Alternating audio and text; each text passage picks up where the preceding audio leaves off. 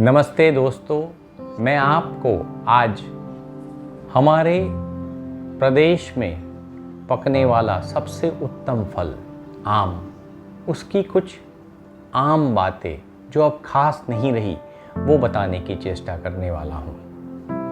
आम हर किसी को प्रिय है और मैं आपसे इल्तिजा करता हूँ कि कृपा करके इसे बिना संकोच रखे, बिना डर रखे इस सीज़न में प्रचुर मात्रा में खाइए। ये आपके पूरे बदन को नवपल्लित नवसर्जित करती है। आपको पता है, आम का एक कटोरा यानी एक कटोरी आम अगर आप खाते हैं, 1 सर्विंग जिसे कहते हैं, वो आपके दिन के पूरे दिन के विटामिन सी की पूर्तता कर देती है। आम में एक खास तत्व पाया जाता है। वो तत्व आपके श्वसन तंत्र को खूब बल देता है। इस महामारी के समय में जो कोई भी खुराक आपके श्वसन तंत्र को बल दे वो हमारे लिए प्रिय होनी चाहिए। आम सिर्फ श्वसन तंत्र को ही नहीं, पूरे पाचन तंत्र को भी नवपल्लित करता है। वो आपके नर्वस सिस्टम को, जिस सिस्टम से ब्रेन आपके पूरे बदन को कंट्रोल करती है, उसे भी रिचार्ज और रिजुविनेट कर देता है। इतना ही नहीं, आम आपकी आँख के लिए खूब लाभप्रद है। आपकी स्किन को वो फिर से जवान बना देता है, एक शाइनिंग ग्लो देता है। और हम सब आम कैसे खाते हैं? या तो उसे काट के छिलका निकाल के उसे खाते हैं, ठीक है ना, या उसका आम रस बनाते हैं। आप लोग जो आम रस बना रहे हो ना, उसमें मैं हाथ जोड़ के आपको प्रार्थना करता हूँ, कृपा करके इसमें और चीज़ें मिलाने की कुचेष्टा ना करें। और चीज़ से मेरा स्पेसिफिक मतलब है दूध न मिलाए। अगर आपको मिल्क शेक, आम का मिल्क शेक पीना है तो बना के तुरंत पी लीजिए, ज़्यादा से ज़्यादा 15 या 20 मिनट। उसके बाद please don't take milk with any fruit. चीकू शेक बनाया, मिल्क शेक बनाया, बनाना शेक यानी मैंगो शेक बनाया, बनाना शेक बनाया, जो बना के तुरंत ले लीजिए। उसके रख के फिर लेंगे तो 10, 20 या 25 साल के बाद अगर आपकी स्किन के ऊपर आप सह न सको, ऐसे स्किन डिसीजेस आते हैं, तो किसी ईश्वर को कभी तोहमत मत देना। आपने खाया हुआ ये अत्यंत विरुद्ध कुष्ठ आहार आपको ये गिफ्ट दे रहा है। आम रस में मिलाना क्या चाहिए, अब इस बात पे आता हूँ। जिंजर पाउडर, जिसे सूंठ कहते हैं, प्लीज़ उसे डाल के खाइए।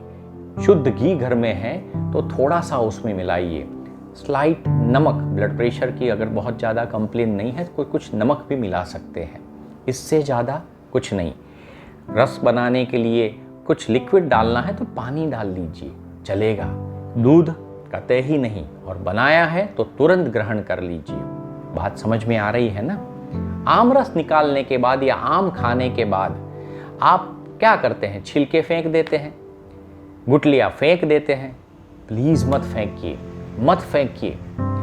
जिनको डायबिटीज़ है बॉर्डर लाइन पे, उनको तो मैं दिल से रिक्वेस्ट करता हूँ, कृपा करके आम को खाना न छोड़े। आपके शरीर के बहुदाय अंग को वो रिजुविनेट करता है। प्लीज़, डायबिटीज़ है तो इसके छिलकों के साथ, पके आम के छिलकों के साथ आम ग्रहण करने का प्रयत्न कीजिए। अगर नहीं कर सकते हैं तो छिलकों को अलग से क्रश करके उसमें कुछ टेस्टी बना के खा लीजिए। साउथ गुजरात और कुछ मध्य प्रदेश के पास के प्रदेशों में आम के छिलके और उसके गुठली के यानी गोटला जिसे कहते हैं, उसकी सब्जी बनती है, वो बना के ग्रहण कीजिए। आपका आम आपको फ़ायदा ही पहुंचाएगा, नुकसान नहीं करेगा। आम छिलके और उसकी गुठली के ऊपर रहने वाले रेशे खाने से आपके अंदर अगर कैंसर ने आँख नहीं खोली है तो इसके एंटीऑक्सीडेंट्स आपके शरीर में कैंसर के तत्वों को, कैंसर के सेल को आँख नहीं खोलने देंगे, बशर्ते आप स्ट्रेस न लें। अगर आपने स्ट्रेस लिया तो पृथ्वी पे ऐसी कोई चीज़ नहीं है जो इस महा राक्षस को आंख खोलने से रोक सके। ठीक है ना। आम की गुठलियां जो हम फेंक देते हैं उसके बारे में मुझे आपसे इल्तिजा करनी है, उसे सुखाने के लिए रख दीजिए। हम आज से 20-25 साल पहले हर घर में गुठलियां सुखाई जाती थी। उसको तोड़ के उसमें से निकलने वाली वो गोटली को बच्चे, बूढ़े और घर के सभी लोग पूरे साल उसको ग्रहण करते थे। आपको पता है हमारे देश में B12, इवन शाकाहारी होने के बावजूद B12 की कभी कमी नहीं हुई किसी के शरीर के अंदर। अभी क्यों हो रही है? First, stress. आपके इलियम में जहां ये एब्जॉर्ब होता है वो बहुत ही टची तंत्र है।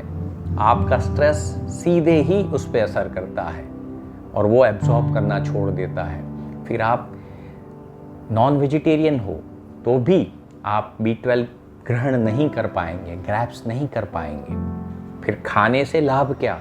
खाया और पूरा निकल गया तो B12 की पूर्तता, एक आप ये गुठली अगर पूरे साल ग्रहण करते हैं तो वो B12 की पूर्तता आपके शरीर में कर देगी।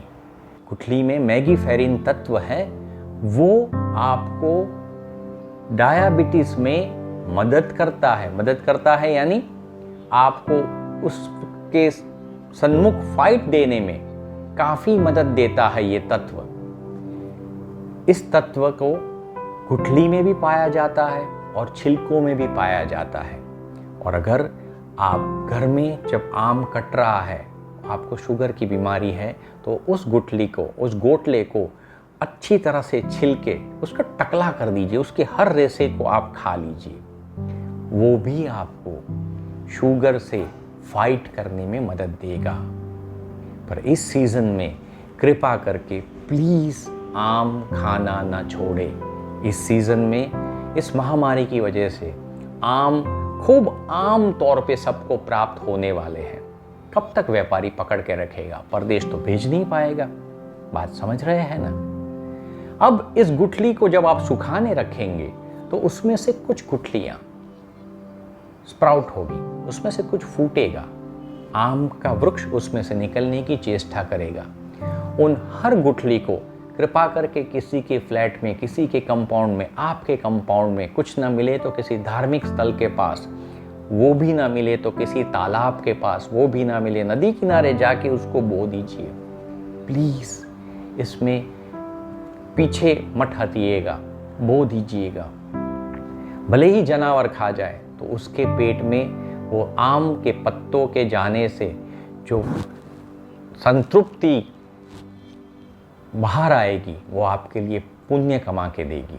अगर किसी के कंपाउंड में, किसी फ्लैट के कंपाउंड में, किसी के बंगलों में, किसी के खेत में आम का वृक्ष उग निकला तो आपको पता है बहुत सारे ऐसे वृक्ष होते हैं, बहुत सारे, जो सविशेष तौर पे नेगेटिविटी को घटाते हैं, आपकी नेगेटिविटी एब्जॉर्ब करते हैं, पॉजिटिविटी, एंथुजियाज्म को प्रसारते हैं। आम का वृक्ष उसमें से एक है।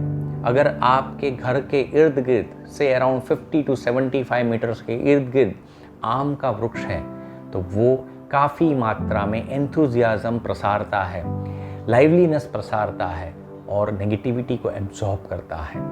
ये भी एक महत्व का कारण है जिसके लिए मैं आपको ये करने के लिए रिक्वेस्ट करता हूँ। और अगर आपने नदी, तालाब, मंदिर और ऐसी खुली जगहों पे इस वृक्ष को उगने में मदद की तो हमारे कई इंडियंस जो इसको अब खरीद नहीं सकते वो उसको आम रूप से ईश्वर के प्रसाद के रूप में भविष्य में ले पाएंगे।